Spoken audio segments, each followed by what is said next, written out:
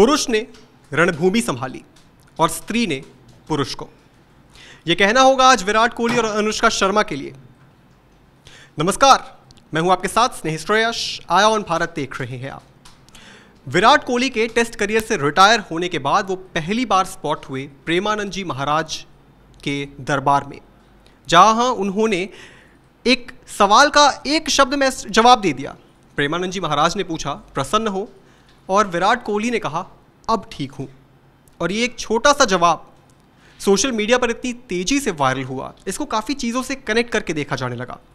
मौजूद है हम आज यहाँ पर न्यूज़ रूम में, जहाँ पर हम अपने साथियों से पूछते हैं कि अनुष्का शर्मा का जो कंट्रीब्यूशन है विराट कोहली की लाइफ में एज अ स्पिरिचुअल पार्टनर, वो कितना ज़्यादा है। सबसे पहले आते हैं हम तनीषा के पास, मेरी सहयोगी हैं। तनीषा, हम पहले ही देखा करते थे कि विराट कोहली जो है वो खुलकर कहते थे कि भाई क्या मैं आपको पूजा पाठ करने वाला लगता हूँ, और अब वो मंदिर मंदिर घूम रहे हैं। इसमें उनकी जो बेटर हाफ है अनुष्का शर्मा, उनका कितना योगदान है?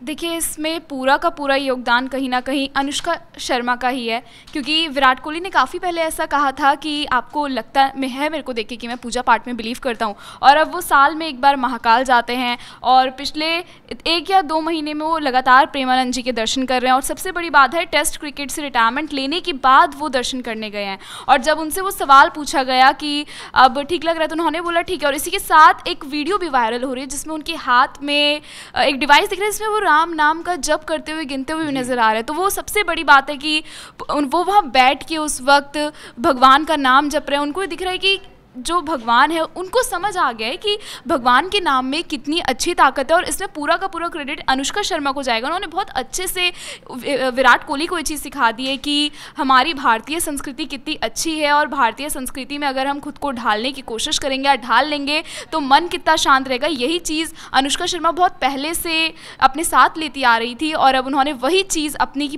पूरी संगत में रंग दिया है विराट कोहली को। ये ईश्वर के साथ जो इंसान का कनेक्शन होता है, वो जिसका कनेक्शन है वही जानता है। वो जानता है वो कहाँ जा रहा है, वो जानता है वो क्यों जा रहा है। और इतना सम्मान पाने के बाद भगवान से जुड़ना बहुत मुश्किल होता है। तान्या, जिस तरीके से हमने देखा कि मंदिर मंदिर जा रहे हैं विराट कोहली, और एक शब्द अब प्रसन्न हूँ, ये बात सोशल मीडिया पर बहुत तेजी से लोगों ने उठाई। इस पर आप क्या कहेंगे?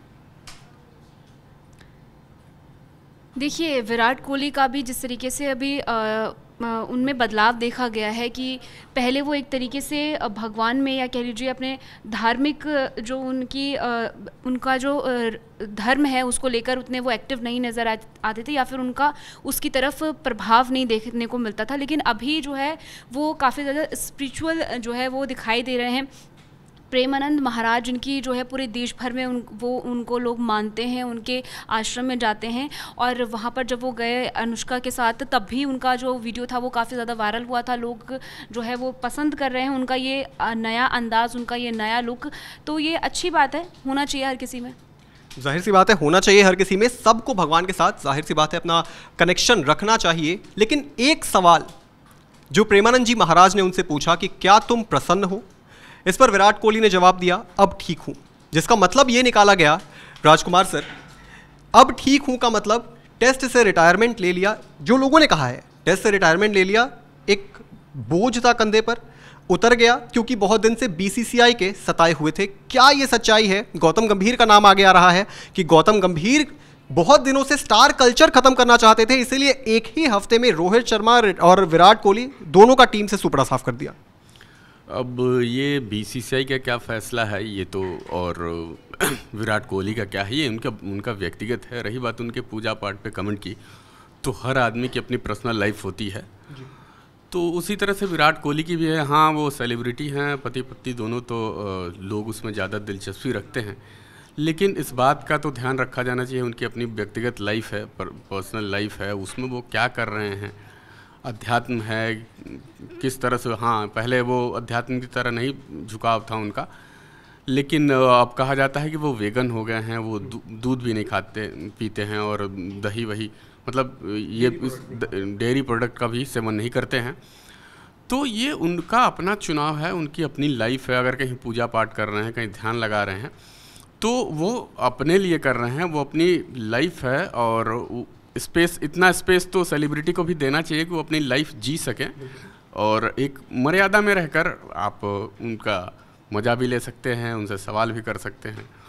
तो ये है, ठीक है, सेलिब्रिटी हैं लेकिन उनकी अपनी लाइफ है, उनको जीने दीजिए। लेकिन गौतम गंभीर पे आप क्या कहेंगे जो ये सवाल उठ रहे हैं?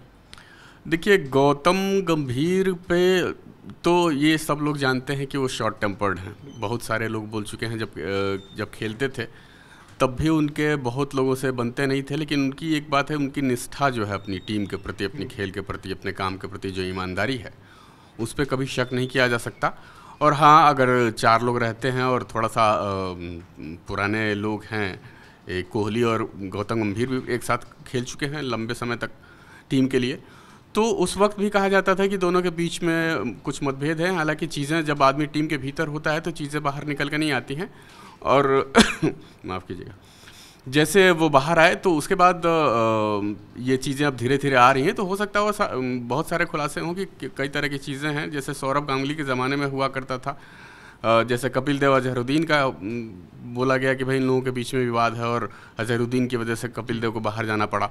ठीक उसी तरह से सौरभ गांगुली पर भी इसी तरह के आरोप लगे कि उनकी वजह से कई लोगों ने, सचिन और सहवाग के साथ विवाद था। तो एक ही टीम में थे, तो ज़रूरी नहीं कि सबके एक विचार हों और सब एक तरह के लाइफस्टाइल जी रहे हों, सबका एक ही तरीके का सोचने का तरीका हो, ये अलग है। तो ये तो चलता रहता है, अगर साथ में है तो मतभेद रहता है, लेकिन अब ये एक हिस्सा है जीवन का, और अपना जीवन वो जी रहे हैं। अब तो रिटायर हो गए हैं, तो अभी ये अपनी तरीके से जिएंगे, वो अपनी तरीके से जीवन जिएंगे। जाहिर सी बात है, जैसा राजकुमार सर ने कहा कि चाहे वो सेलिब्रिटी हो, पूरी दुनिया उनको जानती हो, लेकिन उनकी एक निजी लाइफ भी है।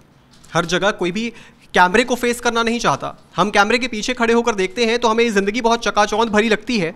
हमें लगता है कि भाई बहुत ही बेहतरीन लाइफ ये जी रहे हैं, कि जहाँ जाते हैं लोग उनके पीछे पीछे पीछे, लेकिन वो कब किस मूड में है ये किसी को नहीं पता होता। कमल, देखिए, कई बार ये कहा गया गौतम गंभीर के साथ विराट कोहली का ग्राउंड पर किस तरीके का झगड़ा हुआ, ये हम सभी जानते हैं। नवीन उल हक, सवाल इसलिए भी उठे क्योंकि नवीन उल हक जो अफगानिस्तान के प्लेयर हैं, उनके लिए गौतम गंभीर ने स्टैंड लिया। ये छोड़कर कि विराट कोहली ने हमारी कंट्री के लिए क्या किया है, इसको नज़रअंदाज कर दिया। और अब उन्हें जब बनाया गया कोच, तो क्या ये ऐसा हो सकता है कि गौतम गंभीर के कहने पर स्टार कल्चर को रिमूव करते हुए विराट कोहली, रोहित शर्मा को रिटायर करवाया गया? नहीं, देखिए, जिस तरीके से बीसीसीआई ने स्थिति को साफ किया है, अलावा इसके जिस तरीके से देश में एक रिटायरमेंट के बाद जिस तरीके के रिएक्शन लोगों ने दिया है, और मुझे अच्छे से याद है जब एक सैन्य अधिकारी भारत पाकिस्तान के बीच में चर्चा कर रहे थे और जानकारी को साझा कर रहे थे, उन्होंने भी जिक्र किया, तो ऑटोमेटिकली बीसीसीआई और तमाम जो अधिकारी हैं जो कि टीम में खिलाड़ियों का चयन करते हैं, उनके ऊपर अघोषित तौर पर ये प्रेशर रहता है कि विराट कोहली और रोहित शर्मा जैसे खिलाड़ियों को तो शामिल किया जाना ही चाहिए। उनके रिटायरमेंट को लेकर के किसी के मन में किंचित मात्र भी सवाल नहीं होगा। हाँ, कुछ अनबन फील्ड पर हो जाती है, हमने क्रिकेट में स्लेजिंग देखी है, लेकिन अब वो काफ़ी हद तक कम हुई है। और जिस तरीके से आईपीएल का जो फैशन आया है, उसमें जिस तरीके की बॉन्डिंग आपस में नेशनल और इंटरनेशनल खिलाड़ियों के बीच में देखी जाती है, तो मुझे लगता है कि कुछ आपसी अनबन 19-20 की रही होगी, लेकिन इस स्तर पर जा कर के मुझे लगता है कि दोनों बड़े खिलाड़ी हैं, दोनों सेंसिबल हैं, सेंसिटिव हैं, और उम्र के उस पड़ाव पर है जहाँ पर वो अपनी ज़िंदगी को जी रहे हैं और व्यक्तिगत लाइफ को एंजॉय कर रहे हैं। तो मुझे लगता है कि इसके पीछे कोई ऐसी कलह या अंतर्कलह नज़र नहीं आती। बिल्कुल, अंतर्कलह नज़र नहीं आती और होनी भी नहीं चाहिए। जाहिर सी बात है, एक टीम के तौर पर सभी खिलाड़ी खेलते हैं, लेकिन बड़ा सवाल ये है, विराट कोहली ने एक शब्द सिर्फ कहा, अब खुश हूं। क्या वो सच में एक बोझ के तले दबे हुए थे? क्या टेस्ट क्रिकेट और T20 क्रिकेट, जिन दोनों ही फॉर्मेट से वो रिटायर हो गए, क्या उनके कंधे पर एक बोझ की तरह था? इसका जवाब जानना इसलिए भी ज़रूरी है क्योंकि जिस स्टार कल्चर की बात होती है टीम इंडिया के अंदर, क्या वही स्टार्स नहीं हैं जिन्होंने इम्पॉसिबल मैचेस आपको जिताए हैं? उन्हें स्टार कौन कहता है? क्या हम आप उन्हें स्टार कहते हैं? क्या हमने और आपने कभी उनको स्टार प्लेयर कहा? नहीं, हमने और आपने उन्हें अपना फेवरेट प्लेयर कहा है। जब भी हम विराट कोहली का जिक्र करते हैं तो हम उन्हें थोड़ी बोलते हैं कि टीम इंडिया के बहुत बड़े वो स्टार खिलाड़ी हैं। हम कहते हैं वो हमारे फेवरेट खिलाड़ी हैं, बड़े खिलाड़ी हैं। वो आप स्टार्स बॉलीवुड वाले हीरो को कह सकते हैं ना, उनके ऊपर फिल्म आपको कंटेंट पहुंचाने तक की जिम्मेदारी है, मगर जो खिलाड़ी हैं मैच जिताने की जिम्मेदारी है। बहुत फर्क है इन चीज़ों में। और अगर कल को विराट कोहली को ज़बरदस्ती ओडीआई से भी रिटायर कर दिया जाए, और विराट कोहली हमारे आपके फेवरेट खिलाड़ी हैं, तो अगर वर्ल्ड कप इंडिया जीतती भी है तो क्या हम और आप उतने खुश होंगे? जाहिर सी बात है खुश होंगे, मगर क्या उस लेवल की खुशी होगी जिस तरीके से विराट कोहली को हम लोग कप उठाकर झूमते हुए देखकर खुश होते हैं? शायद नहीं। लेकिन यह बात श्योर है कि अगर एक ऐसा महान खिलाड़ी बिना फेयरवेल के, बिना किसी सेलिब्रेशन के चुपचाप चला गया और वो फिर कहता है कि हां अब मैं प्रसन्न हूं, तो इस एक शब्द के पीछे कई मायने छिपे हैं। उन दोनों की रिटायरमेंट पर, यानी कि रोहित शर्मा और विराट कोहली की रिटायरमेंट पर आप क्या सोचते हैं दोस्तों? हमें कमेंट करके जरूर बताएं। स्पिरिचुअल कनेक्शन आपका कितना है, आप हमें जरूर कमेंट करके बताएं। देश और दुनिया की तमाम बड़ी खबरों से जुड़े रहने के लिए आप देखते रहें आय ऑन भारत।